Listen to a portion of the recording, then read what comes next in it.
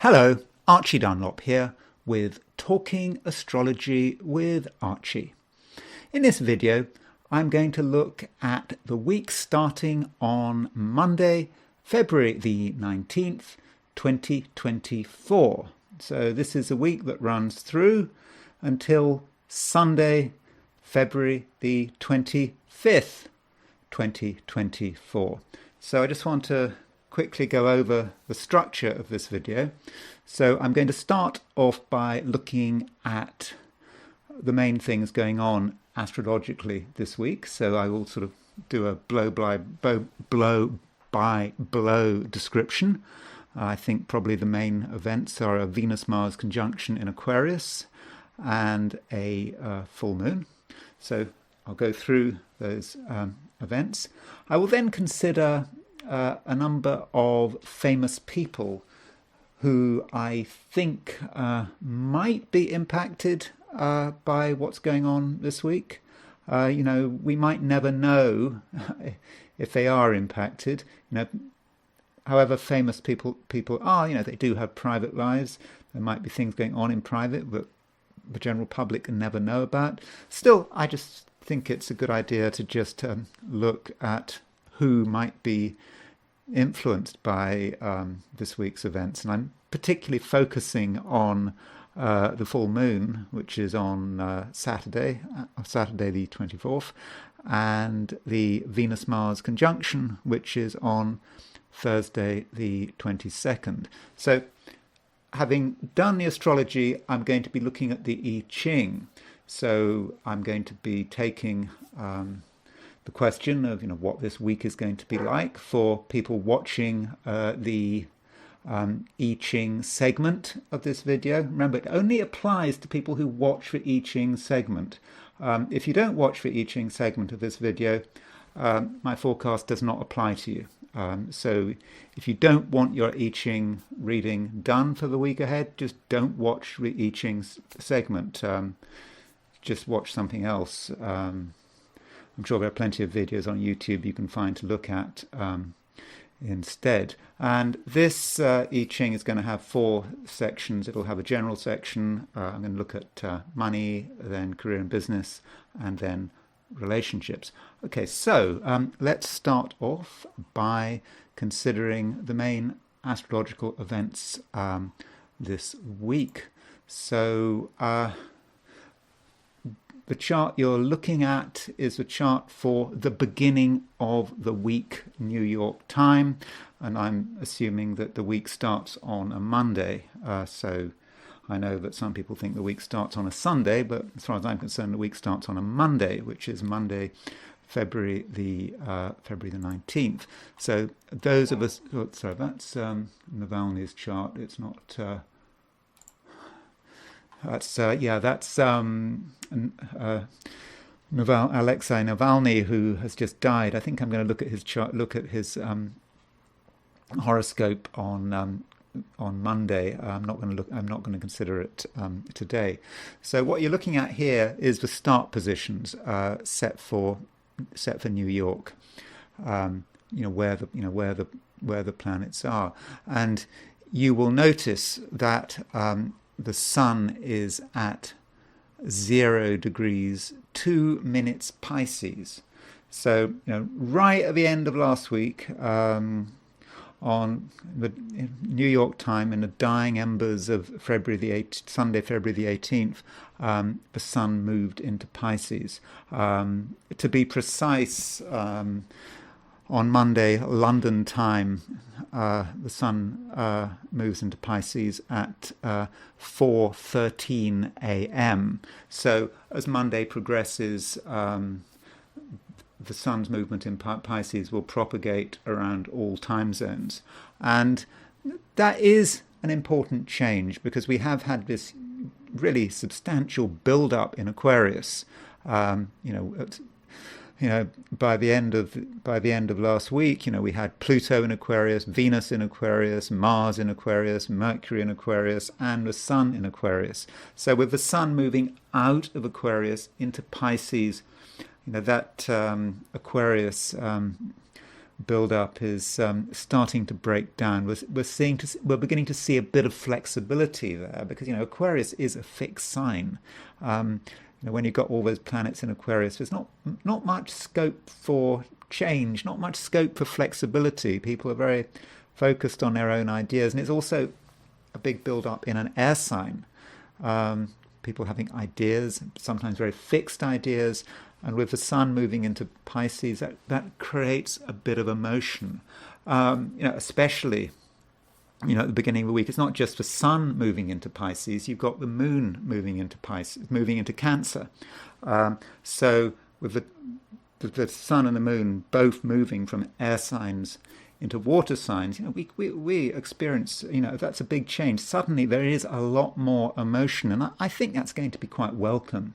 Things were getting a bit dry, and people that may have been finding it difficult to express their feelings, not expressing their feelings, just focusing on ideas for the sake of it.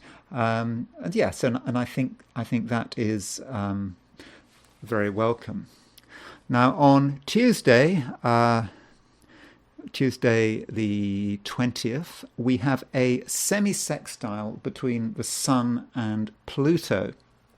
And so a semi-sextile is two planets are 30 degrees apart when they're in semi-sextile. To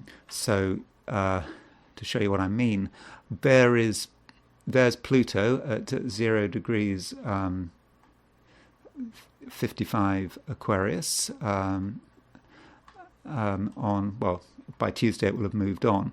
So by Tuesday, the Sun and Venus will be exactly 30. So the Sun and Pluto will be exactly 30 degrees apart. So Sun in Pisces, semi-sextile, Pluto in Aquarius. So Pisces, semi-sextile, Aquarius. Sun in Pisces represents something an energy that is quite emotional, and it's having to come up against Pluto in Aquarius. Pluto in Aquarius is very quite dry, at least in contrast to the Sun in Pisces. So the Sun in Pisces, we're trying to express our feelings in a sort of a natural way, but something's getting in our way. There's a sort of sense of intensity and something holding us back. So it might feel that something really quite heavy is in the background that we have to take on board. Now, in the middle of the week, Thursday the 22nd, we have a conjunction between Venus and Mars. So Venus is the planet of female sexuality. Mars is the planet of male sexuality. Venus-Mars conjunction can be very much about relationships. Can be actually quite a fortunate aspect. It can be, about passion and intensity, and if you're in the right relationship, that's certainly a good thing. If you're in a difficult relationship, that Venus-Mars conjunction could be quite tense. So here's the Venus-Mars conjunction. I've actually set up a chart for the moment the Venus-Mars are conjunct, and you can see that that is at February the 22nd, which is a Thursday, at 7:14 a.m. London time. And so that Venus-Mars conjunction is at 6:58 Aquarius. Yes, I've said that Venus-Mars conjunction is can be quite emotional, can be quite passionate, but it's a Venus-Mars conjunction in Aquarius. Aquarius is not the most passionate of the 12 signs. It can be sort of focused on sort of ideas. So I think that there's going to be perhaps something verbal about this Venus-Mars conjunction, and perhaps a bit detached. So you've got passion and attraction, but it's passion and attraction in the sense that there is a certain detachment there. There's something a bit icy about it. So, that could be relevant perhaps if you're in a new relationship, particularly of a romantic nature. There is this sort of icy detachment about that Venus-Mars conjunction in Aquarius. Now, moving towards the end of the week, then on Saturday, there is a full moon. Saturday, February the 24th, there's a full moon in Virgo.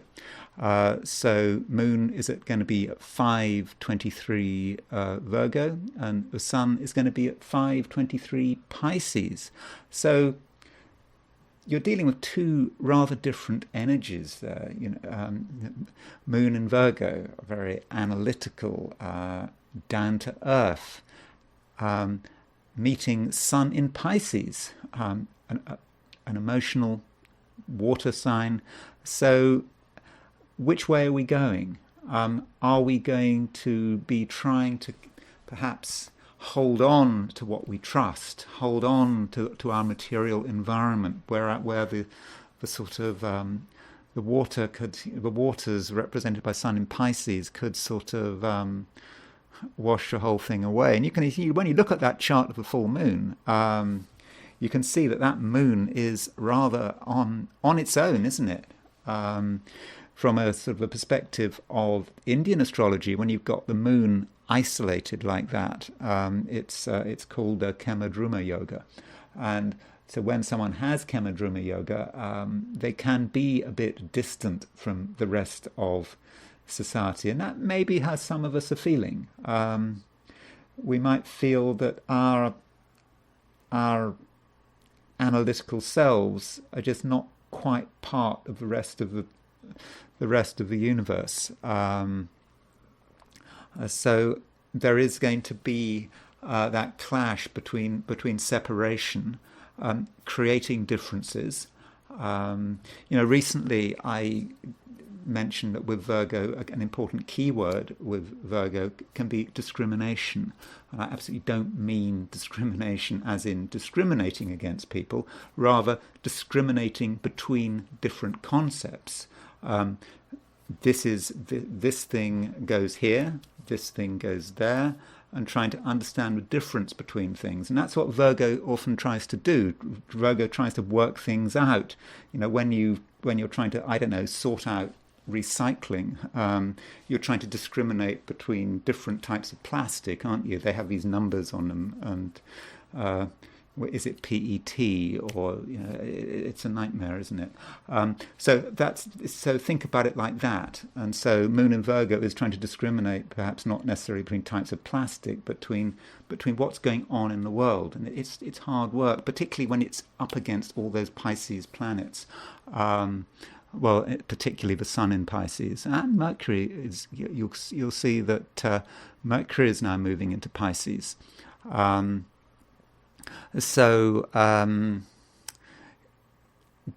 there is a certain clash there, but it is an opportunity to see the truth. Full moons are always about seeing the truth, about understanding the larger picture. And there is a lot of nonsense. People trying to deceive us. They're trying to hide things. They're trying to use emotions as a way to obfuscate reality. But that Moon in Virgo can perhaps really start to uncover what is going on. Finally, right at the end of the week on Sunday, there is a semi-sextile between Mars and Saturn. Mars is in Aquarius, and it's exactly 30 degrees from Saturn in Pisces. Semi-sextiles, as I've said on several occasions, are not a fortunate aspect. Mars semi-sextile Saturn is about having to deal with the clash between what we want to do and the hurdles around us, the hurdles we have to deal with. There will be hurdles, and there may be a sense of frustration. We may have to use our talents and our abilities and be very patient to work out how to get round these frustrations. What we mustn't do is get angry, because that could spoil everything. Okay, so what I've done is I've described the broad planetary picture over the week, and now I want to consider some famous people who might be impacted by what's going on over the week. And the first person I'm going to look at is the Governor of California, Gavin Newsom. Now, I'm not going to spend long on these people. I'm just going to basically go through a number of people that I've just noticed. So there's Gavin Newsom, Governor of California. Now, he's got his Venus at 4 degrees 29 Virgo. So that full moon on his Venus may have an impact on him. He's got, Venus in Virgo. It's not a great Venus. I mean, he's got Venus in Virgo in the 12th house. Perhaps he is someone who is used to maybe using people. He's not someone who can just relate for the sake of it. I think he's got an agenda. So in all his sort of contacts with other people, there is an agenda there. Perhaps, even in his private life. And that full moon is going to reveal something that may be about some relationship he's in. Perhaps Venus is a universal significator of a woman, so something might be revealed, maybe to him. I mean, I'm not necessarily talking about anything that the general public is going to discover, but he might have a realization there. Venus is also about money. So it just might be something to do with his private life and his own finances and something he's working out. So yeah, that full moon on his Venus is something he might have to work through. But it's quite likely that none of us ever find out what was really going on. Someone else with a Virgo planet is Prince Harry. Prince Harry has got Mercury at 5 degrees 12 Virgo. It's interesting that Harry's Virgo, because actually Harry's Mercury in Virgo is actually not in a bad position. I know that Prince Harry has a reputation for not being particularly bright, but his Mercury it's in Virgo. It's in its sign of its rulership. It's trine Jupiter. Maybe Mercury Jupiter is the writer. I mean, I know he didn't really write Spare, but he got his name on the cover. I suppose a lot of people read it, but trine Jupiter in Capricorn. I suppose you could say Mercury in Virgo, trine Jupiter in Capricorn. Someone being successful through books because they don't care what they reveal. Jupiter in Capricorn just thinks, whatever we need to do to make money. That's what matters, Jupiter in Capricorn. Forget the big picture. But the full moon is on Harry's Mercury. And it's on the 8th house. I think for Harry, that is probably a realization probably about money, I would guess. He starts to look at his money, Mercury on the 8th house, because the 8th house is a money house, but it's complicated money. It's about legacies and money held in joint accounts. So he might have a realization. Is it going to be a fortunate realization? I would have said probably quite a difficult realization, though it might be useful for him because it might spur him to take action to deal with a particular problem. Now, another person influenced but might be hit by the full moon is maybe not someone you've heard of. He doesn't really feature much in the UK and the US press, but that is the Prime Minister of Slovakia. I talked about him quite recently. This is Robert Fico. He was recently elected as Prime Minister of Slovakia. He has been Prime Minister before. He's been a part of a political scene for ages.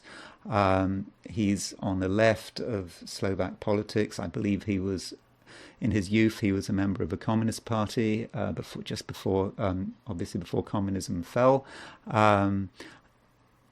compared to most European leaders, he's relatively sympathetic towards Russia, and I think he has grave doubts about the wisdom of pursuing this war against Ukraine. A lot of people in Slovakia can't stand him. He had to resign in 2018 because a journalist and his fiancée got murdered, and his government, for one reason or another,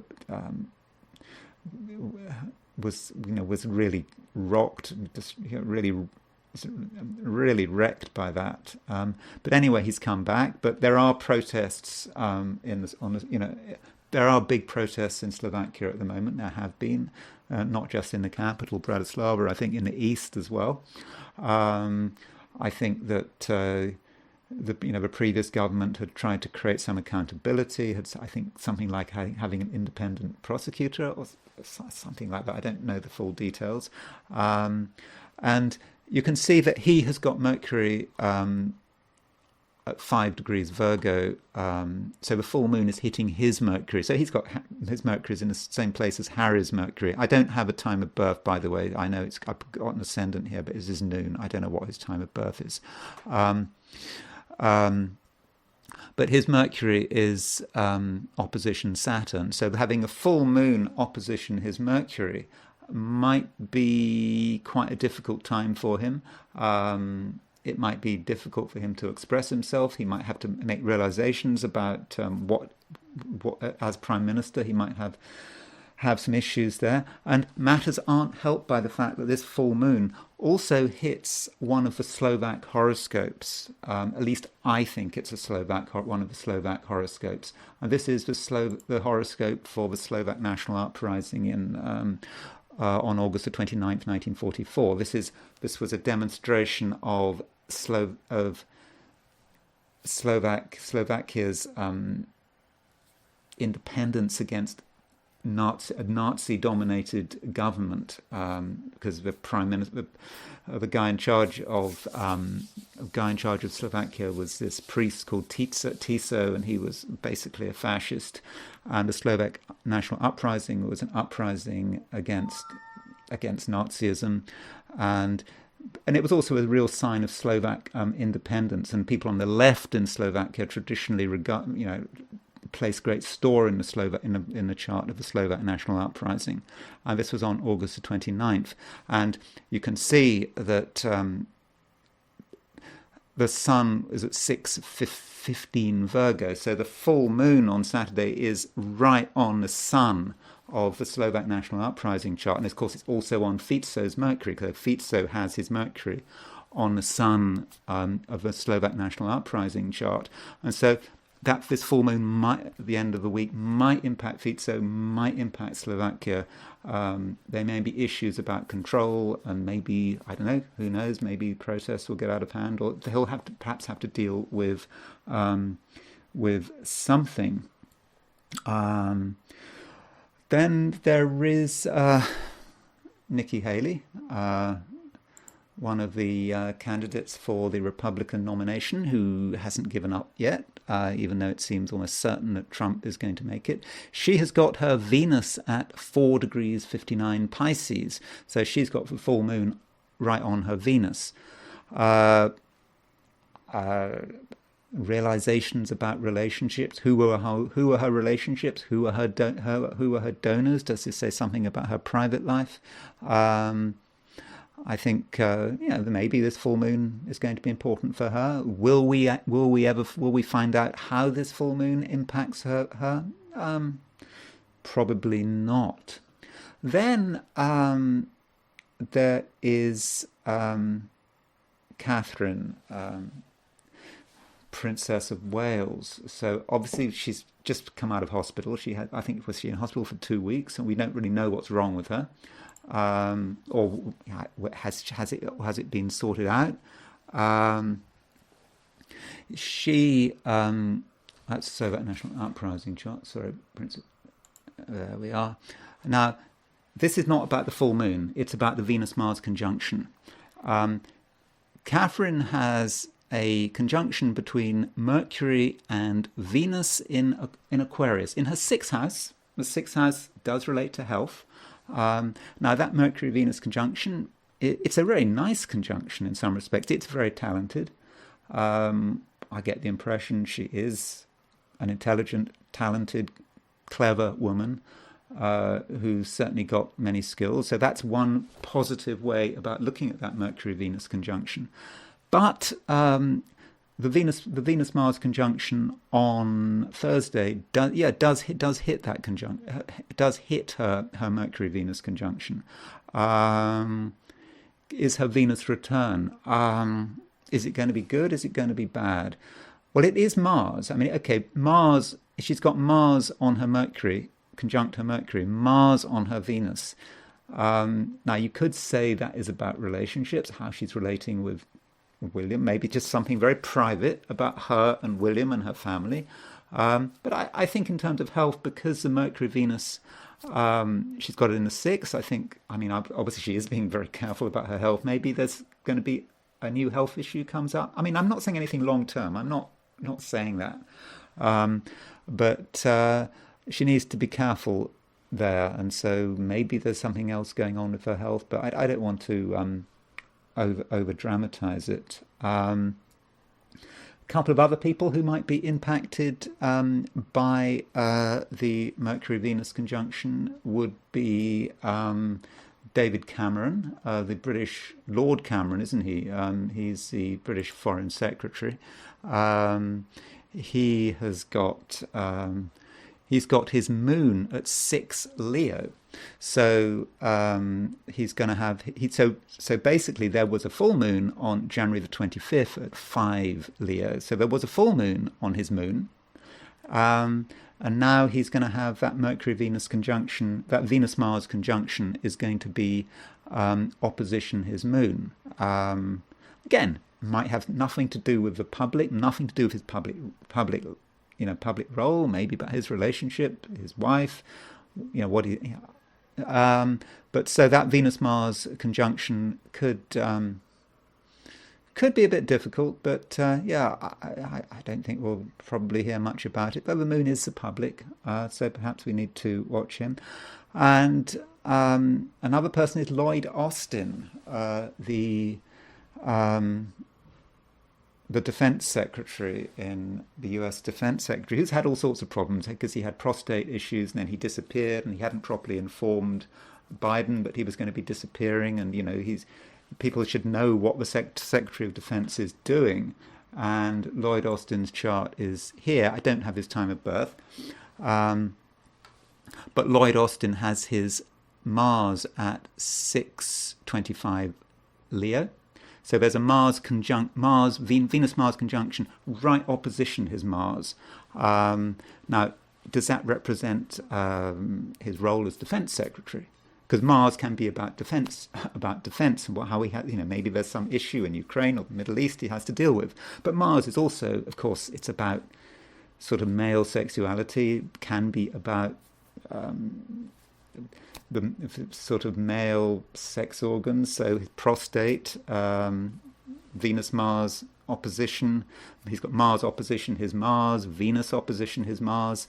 So maybe, I don't know, maybe will he have to go back to hospital? Maybe we won't hear that he's gone back to hospital. Maybe something needs to be checked out or something like that.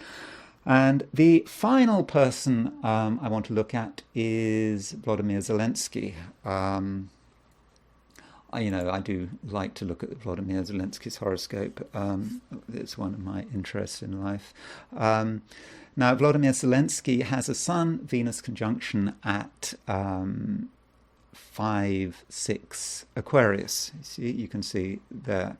Now, remember, at the end of January, he had a full moon opposition. So there was a full moon on his birthday, because his birthday was January the 25th. So his last birthday, which was last month, there was a Sun-Moon conjunction, a full moon, on his birthday. So by definition, right on his Sun.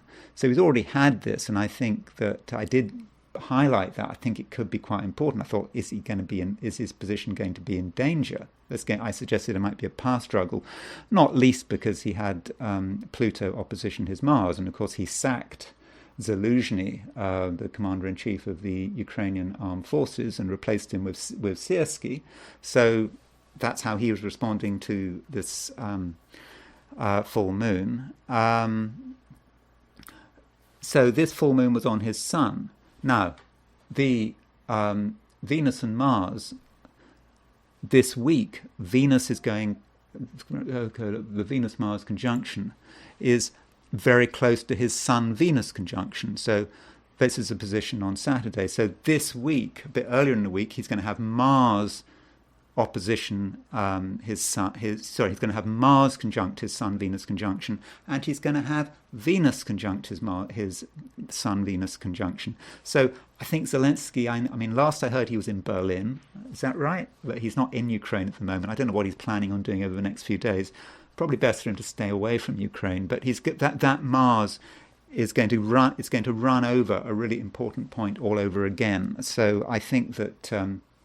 I think Zelensky could have a difficult week, more power struggles. I think because we're just having news that, is it Ardvika, that town near a suburb of Donetsk, it's pretty much cut off, and so I think maybe several thousand Ukrainian troops are stuck there.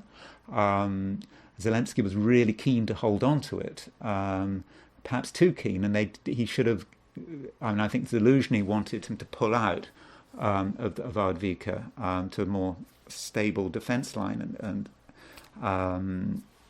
Zelensky wanted to hang on, and so maybe it's connected with Ardvika and the fallout of but we don't know when exactly Ardvika is going to fall, but the situation in Ardvika for the Ukraine is looking really bad. So maybe that's how but maybe it's connected with that, or it may just be connected with the kind of power struggles that he's involved with. So. Those are a few people that I just wanted to just go over, and what I wanted to do now was consider the I Ching.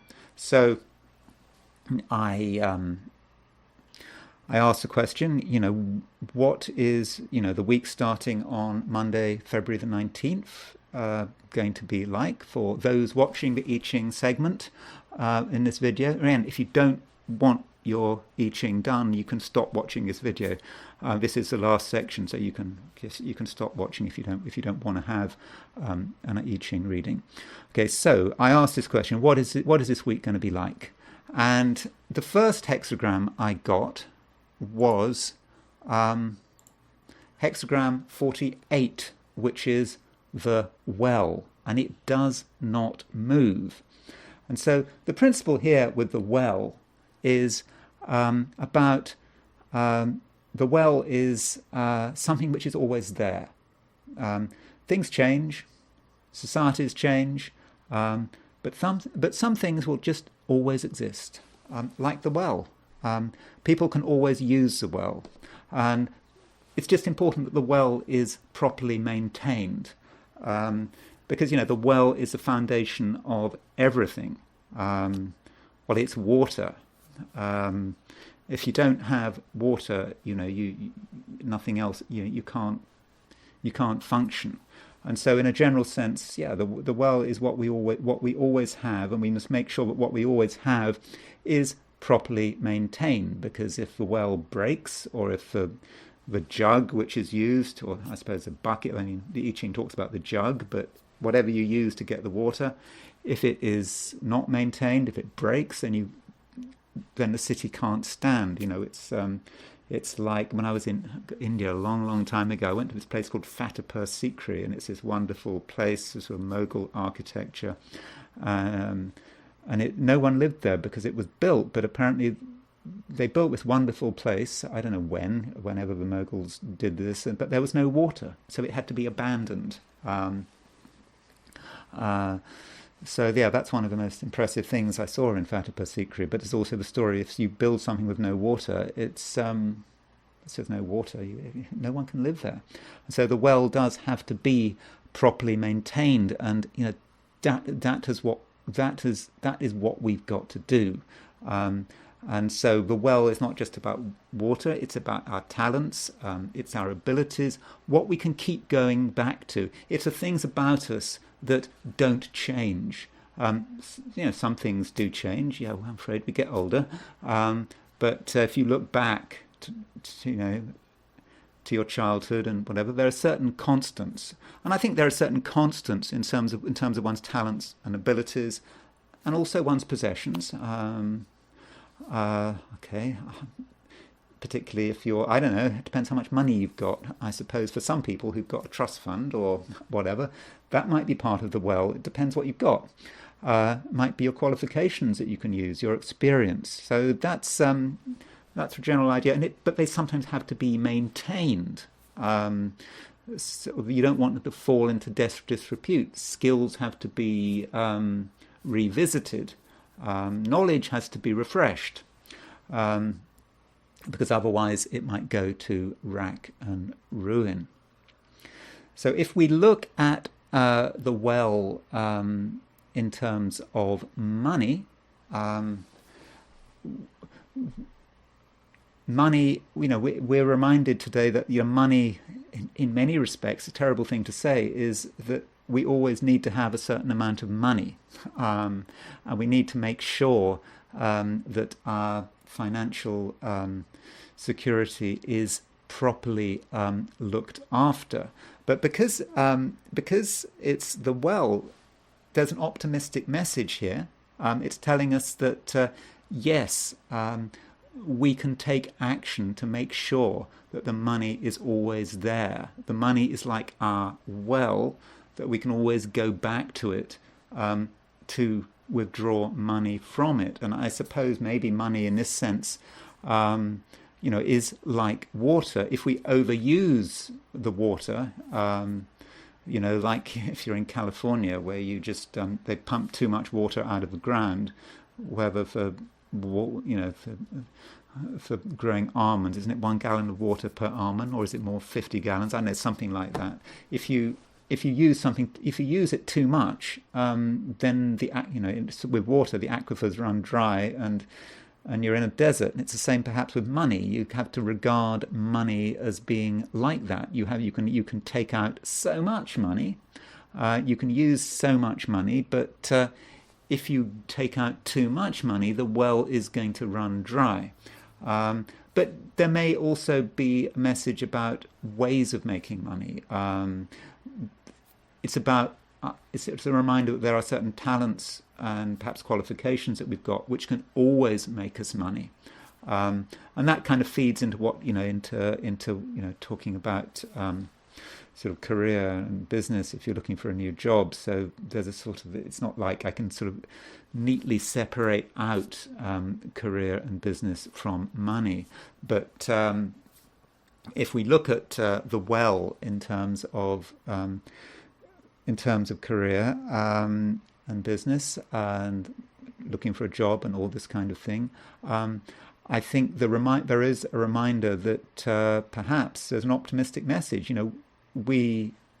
There are things that we've got which will always make us employable, because we've got skills, and if we properly look after those skills, we're going to be fine. And I think what perhaps some of us might need to do, it depends on the situation, maybe to go over skills again. Perhaps you need to relearn some of your skills.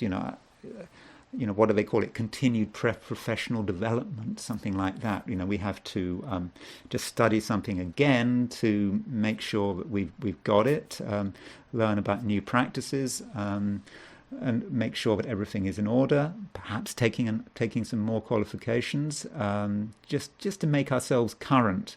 And also, there's practice. If we've got a skill that is marketable, then we need to make sure that it's all in order and that there is sufficient practice there. So that's something that we can do this week. Now, I should say that the well, it doesn't move anywhere else. It is a locked hexagram.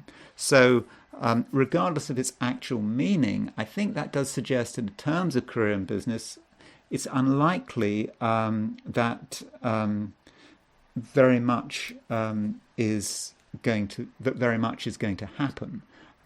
It's perhaps more of a passive process where we've got to work on our resources and make sure that everything is, everything is looked after. Because if we ignore skills and we allow us to get out of practice, then of course that's going to hurt us in a financial and business sense. We also shouldn't try too hard to do something new, because I think the secret for career success this week is using skills that we have, using things about us that we already have. So if you're if you're working this week, then don't try to be too original, because the key to success this week is basic abilities that you had last week, that you had last year, that you had last decade. These are the absolute bedrock of you and your career, and so don't forget that. And finally, there is relationships. As I said when talking about career with the well, it is locked. It's not going anywhere. But I should point out, in terms of relationships, that the nuclear hexagram of the well. Now, the nuclear hexagram is when I remove the top and bottom lines, and take the top three lines as the top.